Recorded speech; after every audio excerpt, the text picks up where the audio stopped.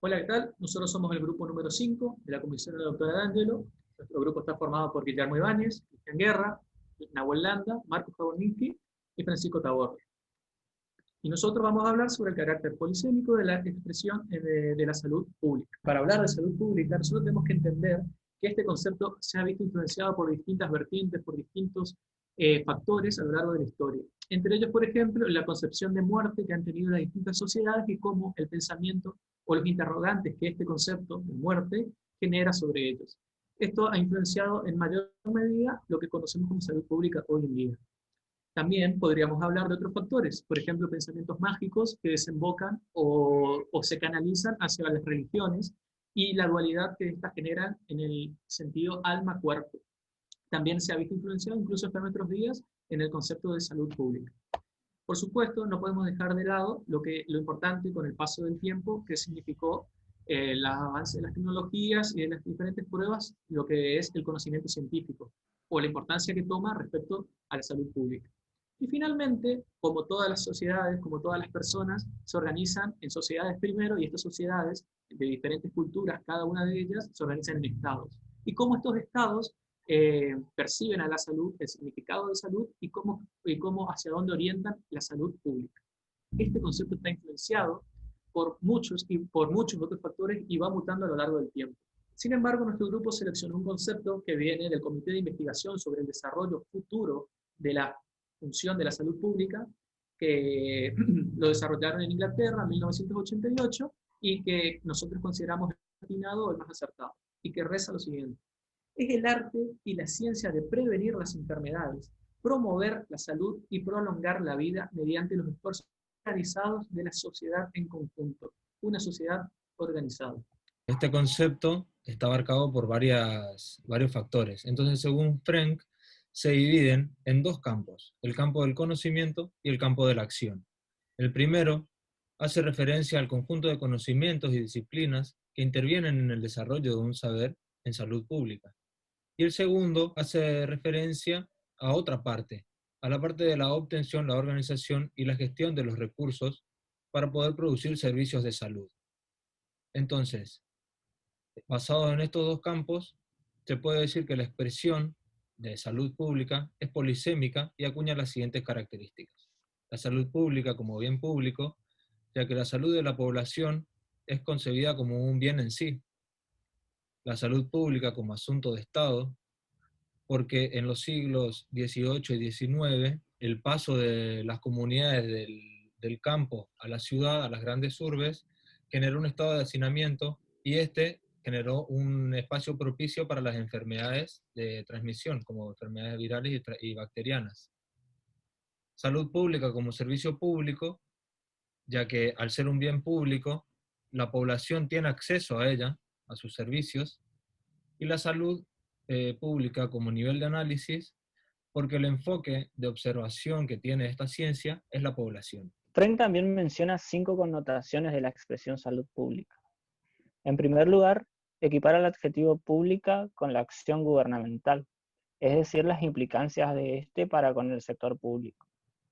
En segundo lugar, refiere la expresión a su destinatario, la comunidad.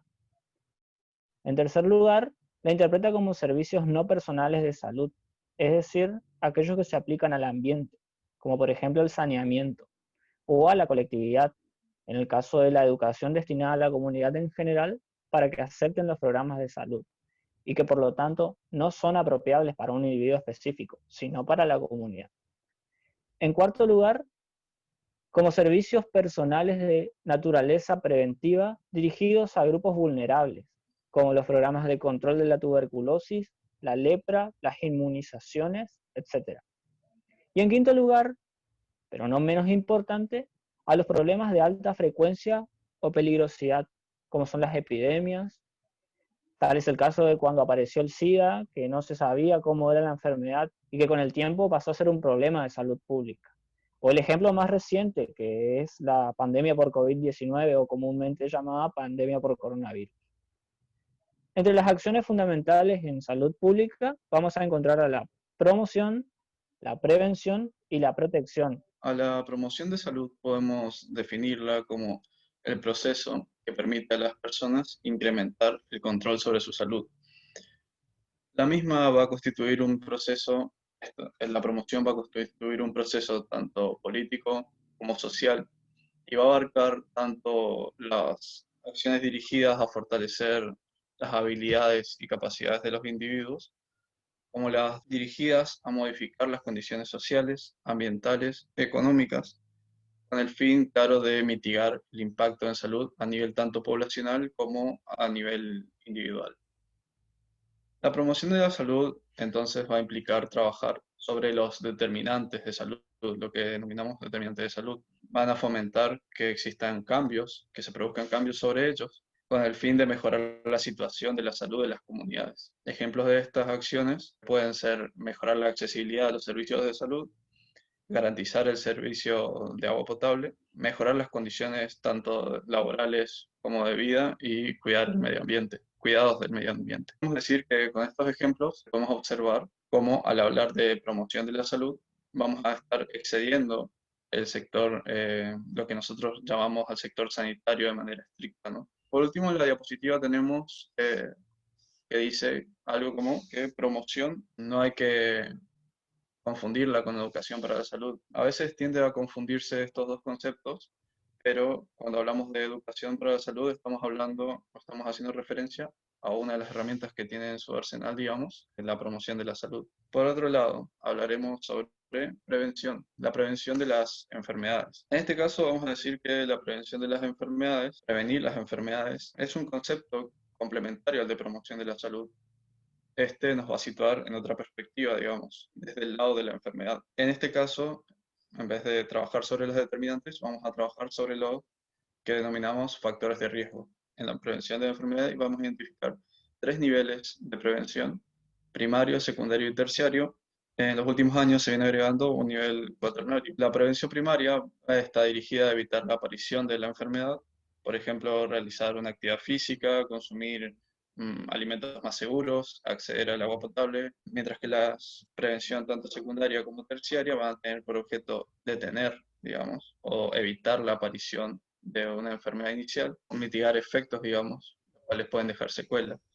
Por ejemplo, en prevención secundaria tendríamos una detección precoz o un tratamiento adecuado, mientras que en la prevención terciaria tendríamos la reducción de los casos de recidivas o del impacto personal o social. Hablamos de prevención cuaternaria cuando se intentan evitar o atenuar las consecuencias de las actividades innecesarias o excesivas del intervencionismo médico en el sistema sanitario. En cuanto a la protección, son las acciones destinadas a controlar, reducir o eliminar los elementos nocivos para la salud que están presentes en el medio ambiente cotidiano de la población, que incluyen múltiples dimensiones como la seguridad alimentaria, la seguridad ambiental, vial, laboral, entre otras. Y estas acciones van más allá del autocuidado que puede ejercer el propio individuo en sí mismo. Por lo tanto, requieren de la intervención del Estado mediante la formulación de normas y el control del cumplimiento de las mismas.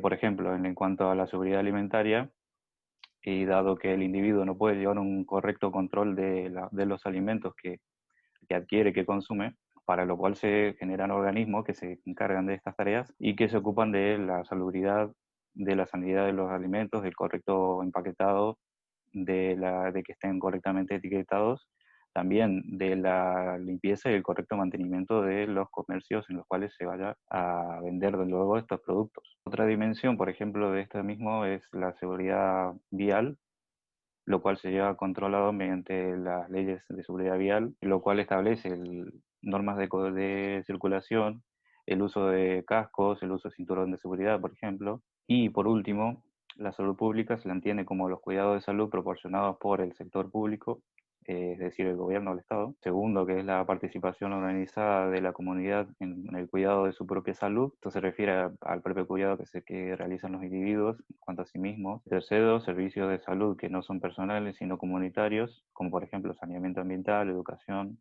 a través de medios de comunicación. El cuarto, servicios preventivos para sectores más vulnerables o más pobres de la población. Estos dos en cuanto a otros sectores más allá de el sector sanitario, que se agregan al término de salud pública, que también ejercen un accionar sobre la salud de los individuos. Quinto, que se lo define también como problemas de salud especialmente frecuentes y peligrosos, que se los define como problemas de salud pública, que esto habla de los problemas que cotidianamente están presentes en la población. Sexto, conjunto de profesionales que resuelven los problemas de salud y que afectan colectivamente a una población. Esto más que nada dirigido al sector sanitario, salud del público, del nivel de salud de los ciudadanos y por último el sistema, movimiento o gran empresa social dirigida a elevar el nivel de salud de la población.